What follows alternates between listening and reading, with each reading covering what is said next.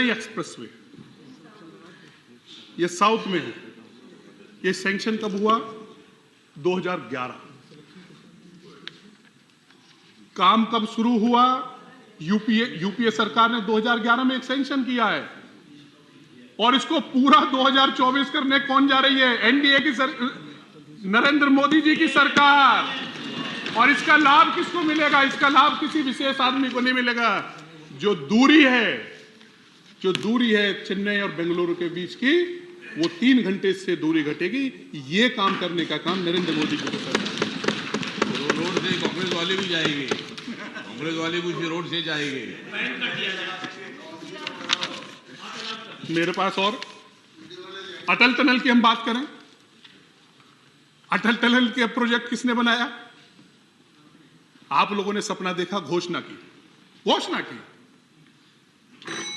लेकिन पूरा किसने किया सर?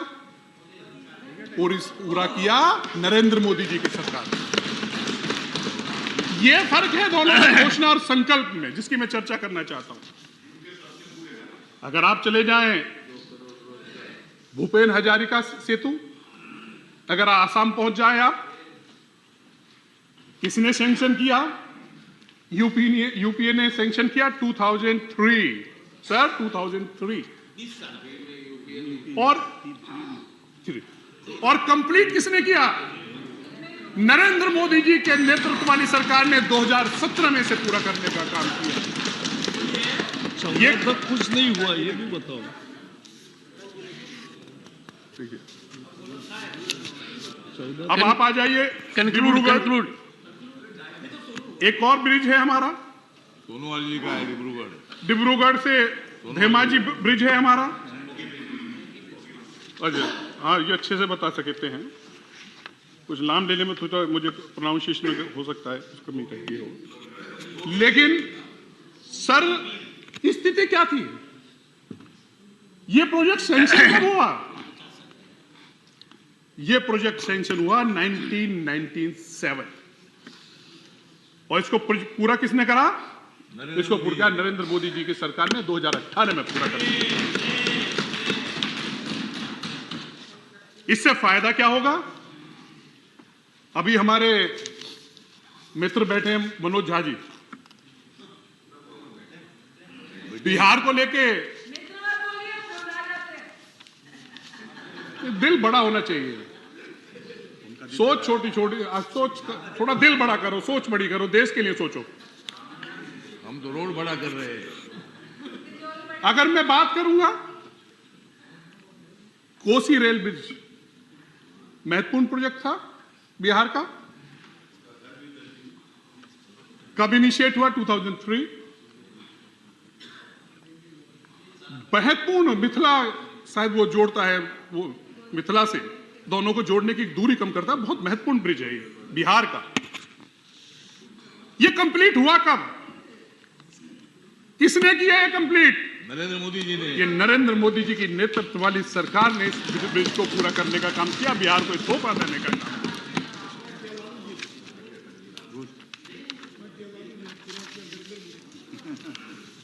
ऐसे अगर मैं रेल प्रोजेक्ट्स बहुत से ऐसे हैं देश में जिनका मैं अगर जिक्र करूंगा, कश्मीर की बात आई, अभी तो भारत जोड़ के आए तोड़ने वालों के साथ।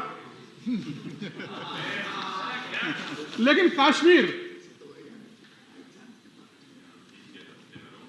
जहां झंडा तिरंगा फहराया गया 370 रुपए से हटने के बाद, लेकिन उसके डेवलपमेंट के लिए आपकी क्या सोच है, उसका एक मैं उदाहरण देना चाहता हूं।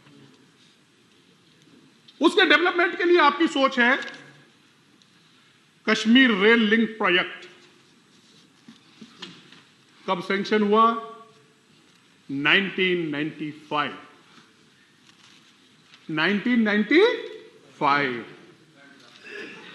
और ये पूरा किसने किया? नरेंद्र मोदी जी की नेतृत्व वाली सरकार ने इस कंप्लीट को। ये सोच है हमारे कश्मीर के लिए, ये सोच है नरेंद्र मोदी जी की सरकार के लिए। जो कुछ विकास का पैसा कुछ लोगों की जेब में जाता था, उससे आम आदमी के लिए वहां का इंफ्रास्ट्रक्चर सुधारने का काम, सबसे बड़ी लाइफलाइन देने का काम इस रेल प्रोजेक्ट को बनाकर नरेंद्र मोदी जी की सरकार ने करने का काम किया। इसके अलावा फिर कर्नाटका में चले जाइए आप, बीदर कलाबुरी रेल लाइन है, 110 किलोमीटर की लाइन है। ये सैंक्शन कब हुई? ये हुई 2000। अटका रहा प्रोजेक्ट क्योंकि घोषणा थी, नरेंद्र मोदी जी की सरकार संकल्प लेती है और उस संकल्प को पूरा किया और 2017 में इस प्रोजेक्ट को पूरा करने का काम एनडीए की सरकार ने करने का काम किया। यह फर्क है हमारी।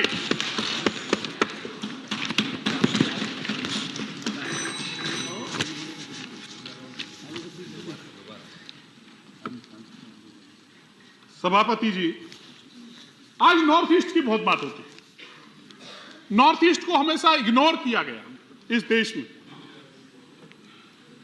सिक्किम एयरपोर्ट जिसकी बात मैं करना चाहता हूं, जिक्र करना चाहता हूं। सिक्किम एयरपोर्ट सैंक्शन कब हुआ? 2008। और सिक्किम एयरपोर्ट को पूरा किसने किया?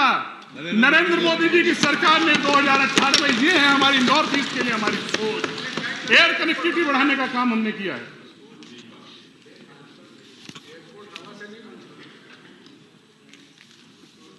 अगला उदाहरण मैं देना चाहूंगा, अगर एयरपोर्ट की आप बात करना चाहते हैं। सभापति जी, मैं उत्तर प्रदेश से आता हूं। कंक्लूड। एक दो विषय रख के मैं अपनी बात करना चाहूंगा। Uttar Pradesh 1 minute conclude. अगर आप 1 मिनट कहेंगे तो फिर मैं आखिर में आ जाता हूं। एक विषय रखना चाहता हूं सभापति जी, कुछ योजनाओं का मैं जिक्र करना चाहता हूं, बाकी चीजें नहीं करना। शहरी आवास योजना का मैं जिक्र करना चाहता हूं, प्रधानमंत्री शहरी आवास योजना। मैं उत्तर प्रदेश के बुलंदशहर जनपद के गुलावटी में पैदा हुआ, वहीं मेरा घर है। मैं एक दिन 2019 का लोकसभा का चुनाव था। एक कुछ लोग मुझसे मिलने आए, मेरे पड़ोस के थे। अल्पसंख्यक समुदाय से वो लोग थे और कह रहे थे कि एक व्यक्ति सड़क पे खड़ा होकर कह रहा है, वो अल्पसंख्यक समाज से था, कि मुझे मोदी जी को वोट दें। मेरी भी उत्सुकता बढ़ी। मैंने पूछा कि भाई ऐसी क्या वजह है। मैंने उस व्यक्ति को बुलाया और उसके आसपास के जो लोग थे उस पर दबाव बना रहे थे कि तुझे मोदी जी को वोट नहीं देना। ये प्रेशर उसके ऊपर बना हुआ। ये कांग्रेस वाले थे, कांग्रेस वाले। मैंने सभापति जी, मैं उससे मिला और मैंने पूछा, तुम ईमानदारी से बता भाई, मुझे मेरा पड़ोसी भी था वो, कि मैंने ईमानदारी से बता भाई क्यों वोट देना चाहता। मैंने तो ऐसी भाषा में साधारण शब्दों में उससे पूछा। बोला, सांसद जी, वोट तो इसलिए दूंगा, मैं तो जीवन में कभी नहीं सोचा था मेरा घर भी बन सके। मेरा तो घर मोदी जी ने बनवाया, इसलिए वोट दूंगा। अगर मैं आखिर की बात करूं, एक चीज, फार्मर्स की इंफ्रास्ट्रक्चर जो हम लोगों ने क्रिएट किया, एफपीओस की अगर बात करूं, मैं जिस जनपद से आता हूं, उत्तर प्रदेश के बुलंदशहर का एक जनपद में एक एफपीओ चलता है। 772 महिलाएं उससे जुड़ी हुई हैं।